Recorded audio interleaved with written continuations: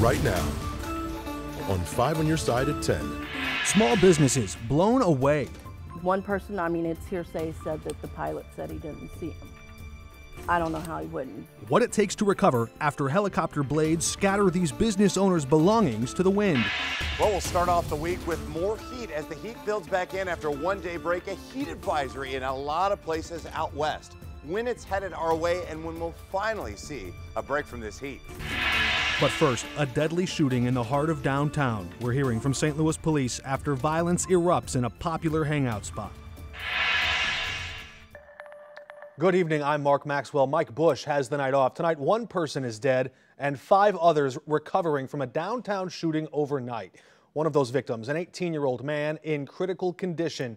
That brazen act unfolding on 10th and Market Street in a heavily trafficked area, just 1 block from a federal courthouse, 2 blocks from City Hall, and within eyesight of the criminal courthouse where a shooter would one day have to face a judge.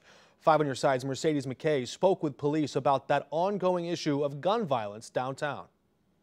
We have found time and time again that people who do not live in the city of St. Louis treat downtown as their own hangout area.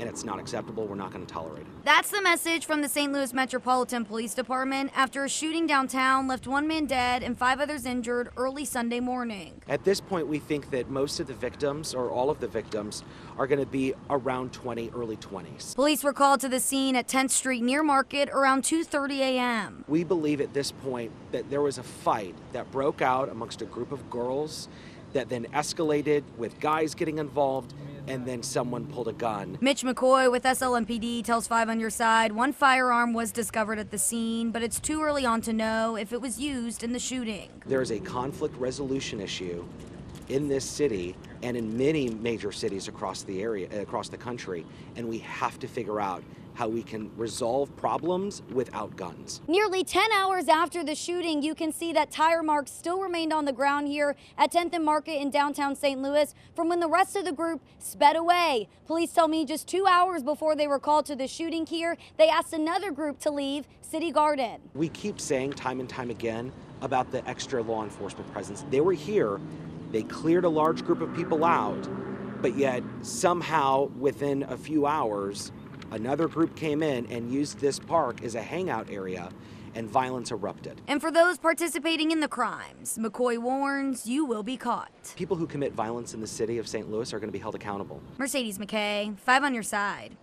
One person was arrested for assaulting an officer. Police are now asking anyone with information to call Crime Stoppers at 866-371-TIPS.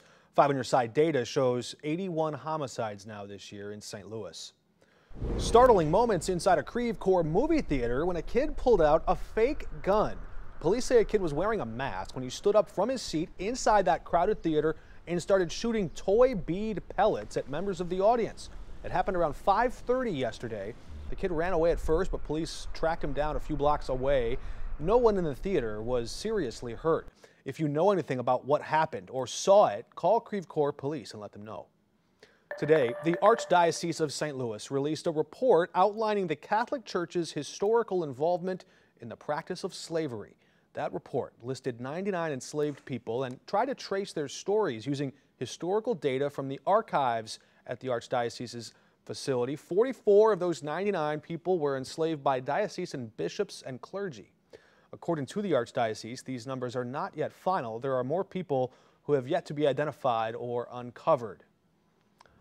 And up in the 90s today for the Cardinals' home game against the Giants. St. Louis on a bit of a heater themselves, winning their 3rd straight. Frank Kuzmano will have more on that during Sports Plus. But right now, meteorologist Gary Frank has more on just how hot it'll be at tomorrow's home game. Gary? Yeah, even hotter. You know, that's what we're dealing with here, and it's we're kind of stepping into July and August pretty consistently throughout the month of June, maybe a little sooner, and it's still consistently hot, but we're more optimistic about rain for the next week ahead. Humidity will actually settle down, so I at least have a couple of days for that. It's not tomorrow, though. There's actually no rain. We're still, as we look at that high-pressure center that kind of settles in, has created a pretty active desert southwest in areas around the monsoon. That's their pattern that's setting setting up as well. Maybe even a touch early there, but temps right now still in the mid-80s. Downtown, it's 84. It's calm. It's 64 as our dew point. That's a little on the humid side, but it's pretty normal, so it's making it feel like 85. Nothing too significant. Now, over the next few days, I don't think that the weather's going to impact your plans much Monday at all. It's just going to be hot. But Tuesday and Wednesday, we actually throw some rain chances in, and that's going to be impactful for us here as well. It feels like it's in the mid-80s, though, even at this hour. And with that humidity, we'll get maybe drop down into the upper 60s in some spots overnight. It's clear. In fact, there's not a cloud in the sky. That's going to allow us to warm up Monday and Tuesday in some areas under a heat advisory. What that means for you and when we may be under a heat advisory before things change. Summer is in full swing, and those hot temperatures will persist this week. No matter if you're inside or outside, it's always important to be mindful of that dangerous heat. 5 on your side's Travis Cummings spoke to people working to keep you safe this summer. In the city or county, or even in St. Charles or in Illinois, the old brick homes bake like ovens. With that old charm comes responsibility. And we want to make sure that they got air in them. If they've got air in them and utilities, they're fine. Otherwise, they're death nails. Gentry Trotter with Cool Down St. Louis is working to combat the issues that residents are facing in these scorching temperatures this summer. His organization is helping out with utility bills and providing free air conditioning units to the elderly and disabled. But he says you can do prevention work yourself. Before you even think so, make sure you check on your filter. When things get out of your control like this leak, you have to call a technician like Toby Burke with Academy Air. He's had a few other guys out here and has told us that it's losing refrigerant, meaning somewhere in the cycle it's losing the refrigerant. And as we can see, the evaporator coil is frozen. I got the fan running right now to thaw it out. If you stumble upon a frozen joint like this one and you're looking for the leak exactly, you can use something like this micro gas leak detector to find the source. A part of the process outside the house, hosing things down to give them a clean. One of the most useful things that you can do for your air conditioner in the heat like this is to wash it out. That helps. Also, changing those filters every 1 to 3 months is great for these units. Most of all with this heat, be mindful of you and others' health. Make sure they're cool. Touch them. So if they're cool, you're fine. Make sure the air conditioner works. Travis Cummings, 5 on your side. And if you need help with your air conditioner or utility bills, you can call Cool Down St. Louis.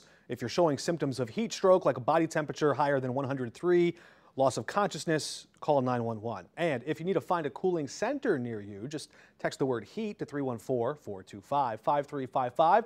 We'll send you a map. Several small business owners in St. Francis County are devastated after an accident at the fair over the weekend. A helicopter landed in the wrong area, destroying their products and tents. 5 on your side's Laura Barcheski sat down with several of those small business owners, still picking up the pieces.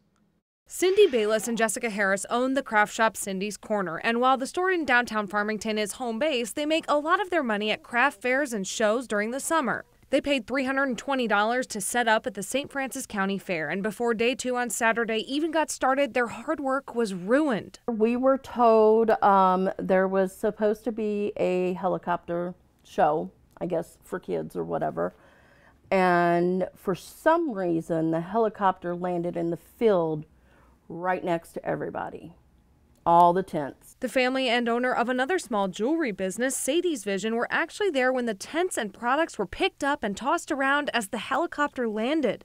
We couldn't hold on to them, ended up getting hurt in a couple different places. 15-year-old Sadie Cazares says it was so scary. So it went from completely nice to just completely destroyed, and I just ended up bawling because I'm like, I don't know what to do. Not only was it Sadie's first craft fair, it is also hard on her as she's had 13 eye surgeries making small jewelry projects in tents. I'm not saying that she gets paid for her time, but this is something that was heartbreaking. Even as her parent, it was just heartbreaking to watch her hard work be just thrown about like that. The rotor wash also flung beads from Cindy's tent all over the fairground field. I'm just grateful that there was people there who was nice enough to help and pick up stuff and try to keep things cleaned up. They unfortunately lost products. Tents were destroyed and barely made enough money to cover their participation fee.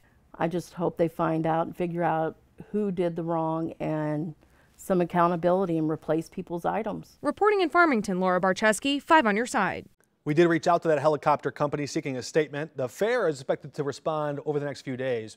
If you'd like to help out Sadie's vision, we have a link to her products up on our Facebook page, and there's information on KSDK.com as well. Coming up, for them, making a movie is a family effort. I've either engendered their love for filmmaking or crushed it by being involved in this project. A look at filmmaking underway now in St. Charles. There's no gas tank in these models, so where do you fuel up? Tonight, we answer your questions about electric vehicles. As we head into Tuesday and Wednesday, we'll finally get a good chance for rain, and there's a severe weather threat to the north.